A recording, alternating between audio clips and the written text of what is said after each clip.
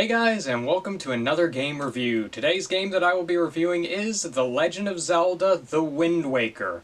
The Legend of Zelda: The Wind Waker was released in 2002, and its platforms have been GameCube, Wii U, and Switch 2.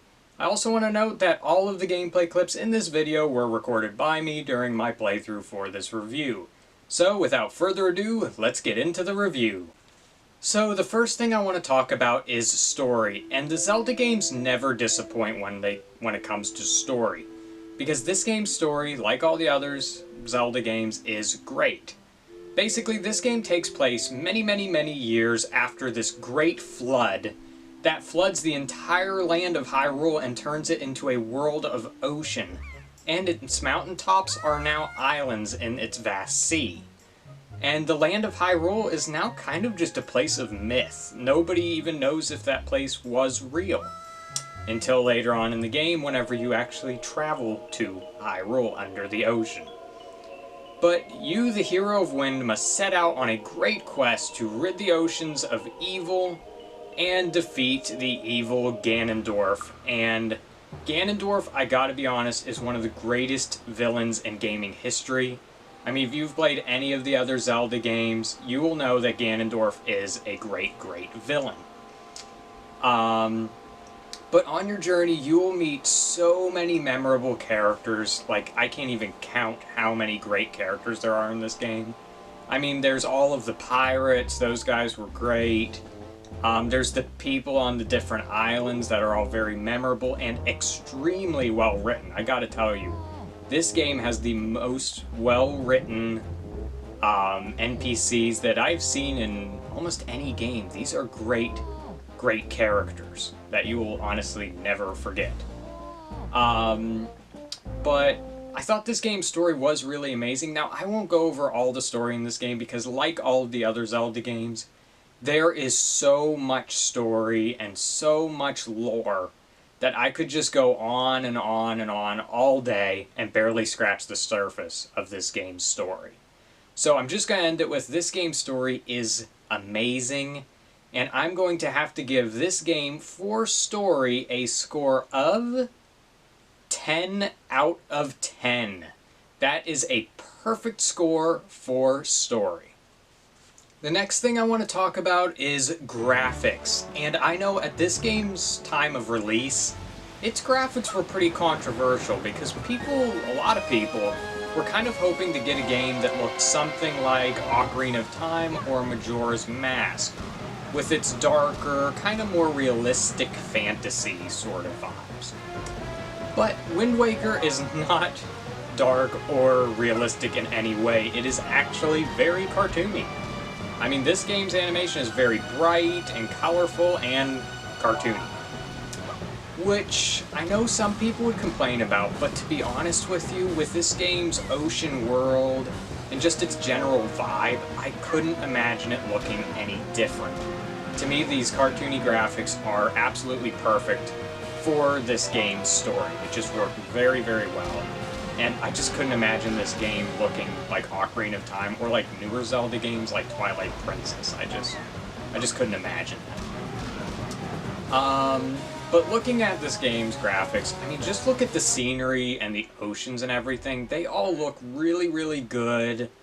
Especially for 2002. This game, honestly, I don't know if there were any games in 2002 that looked as good as this one, because just all the scenery looked amazing. If you look at the NPCs and like the towns like in Windfall, the villagers in Windfall all looked really good. They were all very unique and memorable and just great. I also thought that this game's bosses were honestly perfect. I mean, the first boss, that like fire millipede thing, I thought was great. The second boss, it's like a big flower thing, that was super cool. Then you had the Guardian in the Tower of the Gods, that thing.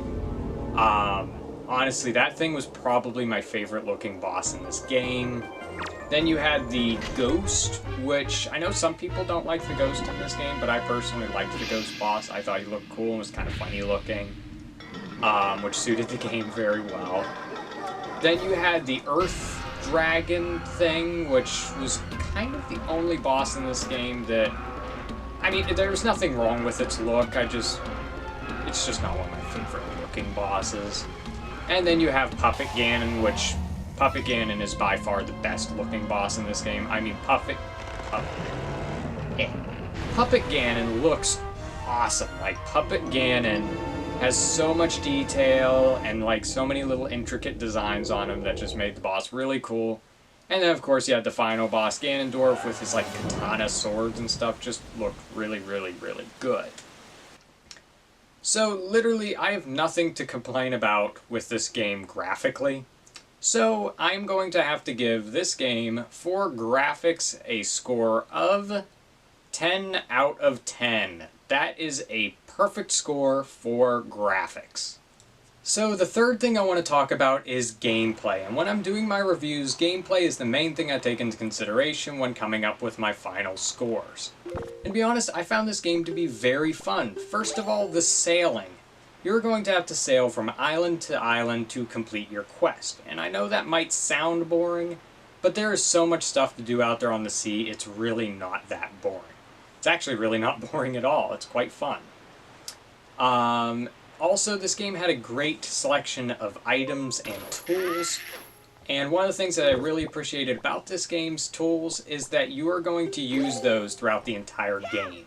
So often in a game, whenever you get an item, you're just going to use it in that one dungeon and then never use it again. Whereas in this one, when you get an item, you're going to use it, you know, throughout the rest of the game. You're going to keep having to use that item occasionally. Something else that I really liked in this game was the bosses. The boss mechanics were all very good, and the boss fights were all very fun. The only boss that I really didn't like was Puppet Ganon, just because I felt that Puppet Ganon was, like, way harder than anything else in the game.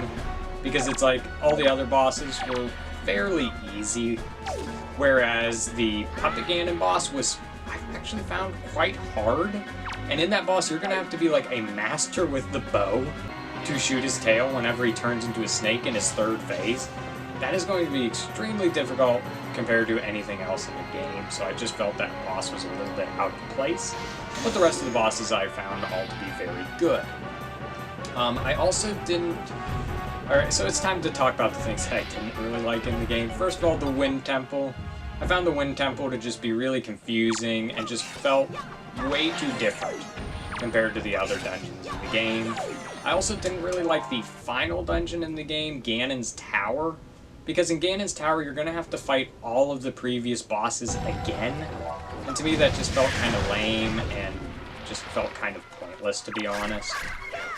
And probably my least favorite part of this game is the second to last thing you're going to have to do, and that is collect all of the shards of the Triforce.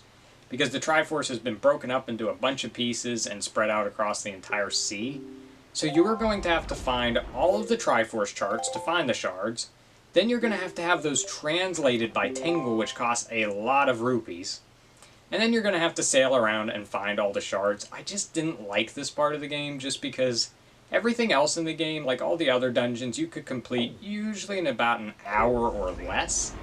But then, this whole Triforce chart thing that honestly felt like a side quest, not a main quest, this thing can take you like 4+ hours to complete, which I just found really annoying, especially that it's so close to the end.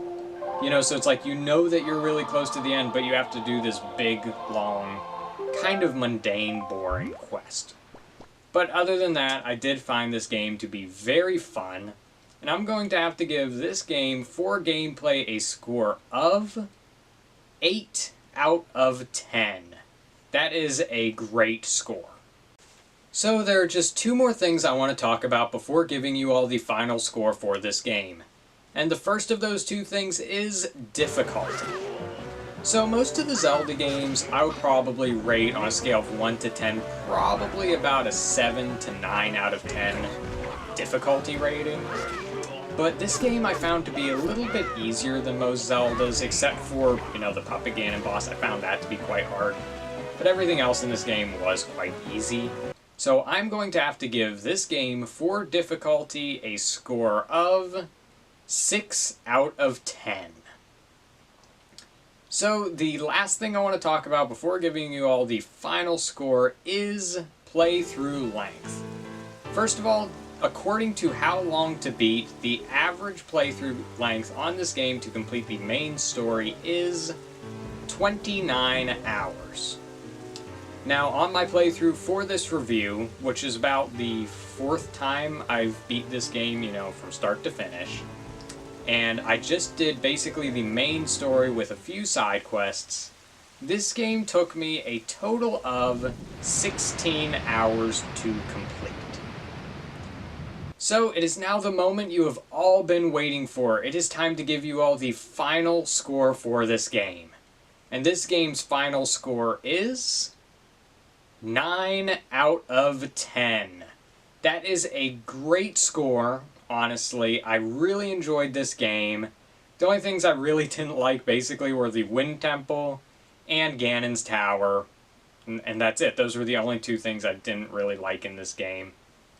And that's it. So thanks for watching, and make sure to sub, like, and comment below.